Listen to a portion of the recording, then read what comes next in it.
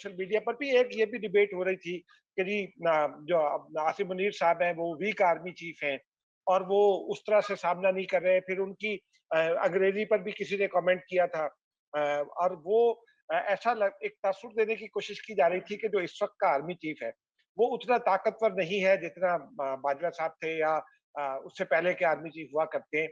तो मेरी नजर में ये देखिए ना, ये सिग्नलिंग होती है, मैसेजिंग होती है इस लेवल पर। तो मेरी नजर में एक तो ये पैगाम है उन लोगों के लिए कि आर्मी चीफ साहब जो है वो अब थ्रॉटल उनके हाथ में है, वो he is in full control and command. वो जो पिछले दिनों में 9 मई के बाद की जो सूरत हाल थी उस पर अब काबू पा लिया गया है। तो एक तो ये पैगाम था। दूसरा, पाकिस्तान में आपको पता है कि सियासतदान डिस्क्रेडिट हो गए और डिस्क्रेडिट होने की वजह सियासतदानों की अपनी हरकत से ज्यादा मैं ये समझता हूँ कि वो प्रोपेगेंडा जो पिछले 30 साल से चलाया गया था और उसमें पुरानी एस्टेब्लिशमेंट भी मुलव्वस थी और उसमें सियासतदान जो है जो एक छतरी तले काम किया करते थे वो भी शामिल थे। नवाज शरीफ बेनजीर भुट्टो के खिलाफ करते थे प्रोपेगेंडा, बेनजीर भुट्टो नवाज शरीफ के खिलाफ करती थी। इसी तरह फिर इमरान खान आ गए तो वो दोनों के खिलाफ करने लगे। तो ये सारा ये तासुर इस वजह से इनके बारे में था, ये डिस्क्रेडिट हो गए थे। तो ये जरूरत महसूस की जा रही थी कि इस वक्त चूंकि पाकिस्तान एक ऐसा लग रहा था कि डिमोरलाइज मुल्क है, तो वहाँ लोगों का मोराल बुलंद किया जाए। तो गुज़िश्ता रोज की जो तकरीब हुई वो आज ही मेरी किसी से मुलाकात हुई, मैंने कबायली इलाकों से उनका ताल्लुक था और फिर पंजाब के कुछ रिमोट इलाकों के लोगों से। तो मैंने उनसे पूछा कि देहात में क्या सूरत हाल है? तो उन्होंने कहा देहात में जो है इस वक्त भी उनका ये कहना था कि जो जो प्रोपेगेंडा शहरों में दिखाई देता है, देहात में वो प्रोपेगेंडा नहीं है और वो सूरत हाल भी नहीं है। लोग अभी भी हर काम के लिए कोई मुश्किल हो तो वो यही समझते हैं कि फौज हमारी सेवियर है और फौज के खिलाफ जो एक तासुर बनाने की कोशिश की गई कि पूरे पूरे पाकिस्तान में जो है वो एक सियासी जमात के मुकाबले में फौज कमजोर हो रही है, तो वो बिल्कुल ऐसा नहीं है। अभी भी लोगों का ट्रस्ट है।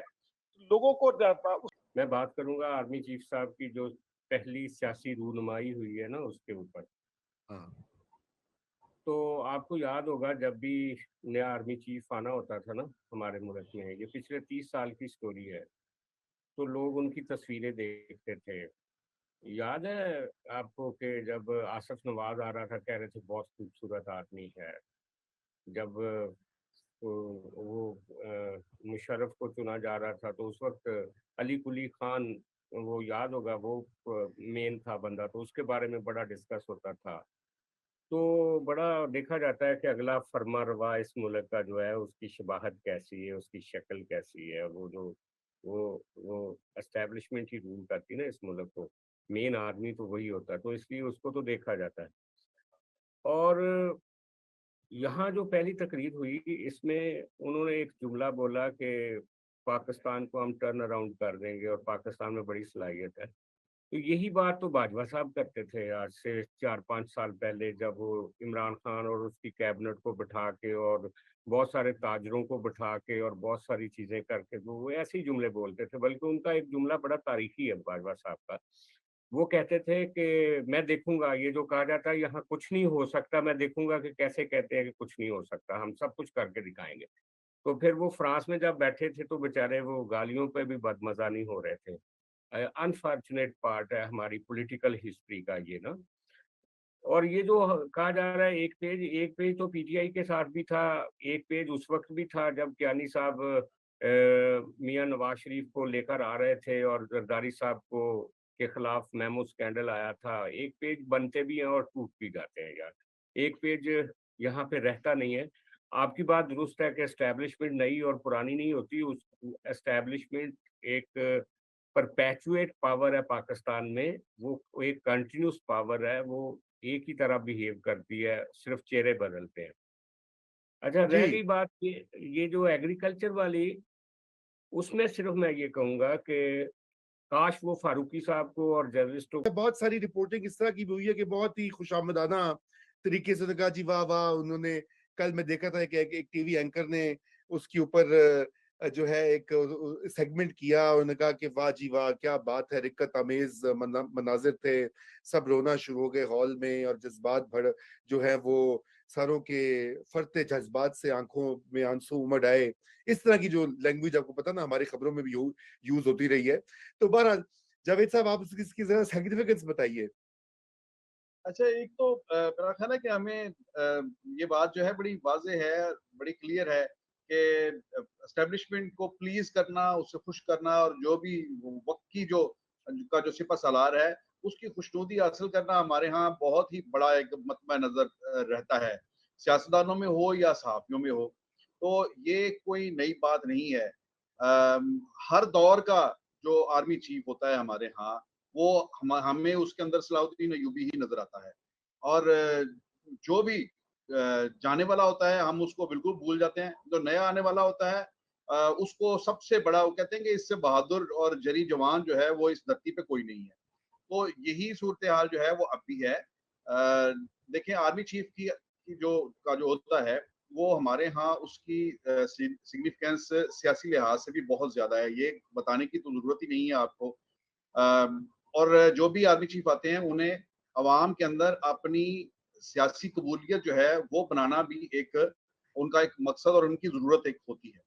موجودہ آرمی چیف جو ہیں ان کے حوالے سے ابھی تک یہ بات رہی کہ چونکہ ایک بہت ایک کشمکش کے بعد یہ آرمی چیف بنے، تو ایک طبقہ ہے جو ان کی کھل کر مخالفت ابھی تک کر رہا ہے اور وہ اس سے بالکل ڈر خوف ہی نہیں ہے ان کے اندر، اور ایک جو دھڑا ہے وہ کھل کر ان کی حمایت کر رہا ہے. تو اس ایسی صورتحال کے اندر انہوں نے یہ ذمہ داری سنبھالی ہے.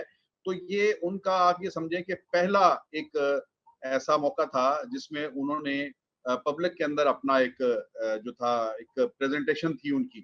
تو اس چیز کو سامنے رکھتے ہوئے کہ یہ ان کا ایک پہلا ایک آمنا سامنا ہے کیمرے کے ساتھ، کہ یہ بہت ہی سگنیفیکنٹ سٹیپ ہے، کیونکہ سعودی عربیہ نے ہمیشہ پاکستان کی مشکل وقت میں مدد کی ہے، اور ابھی جو انہوں نے ہمیں $2 بلین دیے ہیں وہ پاکستان کا ایک دوست ملک ہے جہاں کی لیڈرشپ کے ساتھ ہماری لیڈرشپ کے بڑے اچھے روابط ہیں.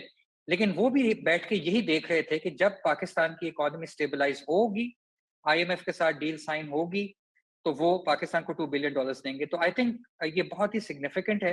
اور آپ کا جہاں تک رہا کامنٹ 90 دن کا، آئی تھنک یہ بالکل آپ کی بات درست ہے. لیکن میں یہ سمجھتا ہوں، ٹھیک ہے میں یہ مانتا ہوں کہ 90 دن کوئی کمپریہنسو اسٹرکچرل ریفارمز کرنے کے لیے بہت لمبا ٹائم فریم نہیں ہے، لیکن میرا خیال ہے کہ اس ٹائم کو ضائع نہیں کرنا چاہیے. آئی تھنک یہ جو مومنٹم بلڈ ہوا ہے IMF کے یہ جو اسٹینڈ بائی ارینجمنٹ ہے یہ پاکستان کو ملنے کی وجہ سے میں پہلی دفعہ دیکھ رہا ہوں کہ پاکستان کے اندر تمام پولیٹیکل پارٹیز، اور آپ کو پتہ ہے کہ IMF نے تمام مین پولیٹیکل پارٹی سے بات چیت کی ہے، میں پہلی دفعہ دیکھ رہا ہوں کہ ایک کنسنسس ابھر رہا ہے پاکستان میں about the need for reforms. I think یہ جو مومنٹم ہے جس میں 3-4 بڑی چیزیں ہیں، جیسے پرائیویٹائزیشن، پبلک فائنینسز کو بہتر کرنا، پینشن ریفارم اور size of the government, I think in چاروں چیزوں کو شارٹ ٹو میڈیم ٹرم میں اٹیک کرنے کی ضرورت ہے. اور آئی تھنک